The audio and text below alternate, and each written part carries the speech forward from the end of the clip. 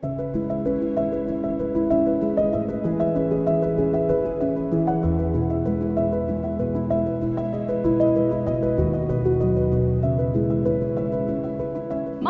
gipahigayon ang usa ka espesyal nga kalihukan nga gitiguman sa nakatawhan sa nagkalain-laing dapit sa Iligan City nga may temang Prophecies of Hope Harvest 2025 nga gipahigayon sa Adventist Medical Center College, Iligan City.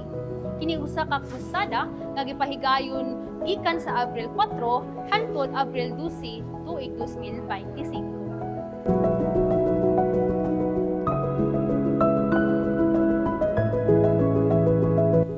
Nagayon ako kaninyo nga bisan kinsa nga nagatanaw sa usa ka babae sa pagkaimog kaniya nakapanapaw na uban kaniya sa iyang kasangkasan.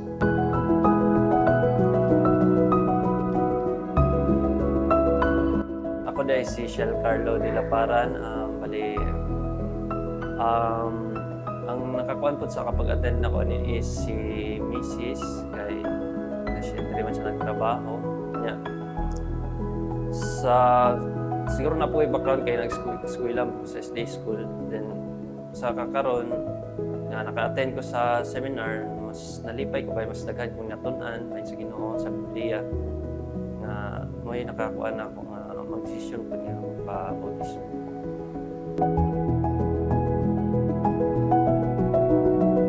Lipay kay ko nagkuan nga nag-study dire na daghan ko na katunan. Lipay kay ko kay aron pud akong mga anak makasunod ba. Kay wa ko magyud sila pud makakuan hukom nga mauli mo. Bautismo sila. Oh, kahila ko aning kuan na. Oo nga nakahukom na kong bautismo na ko.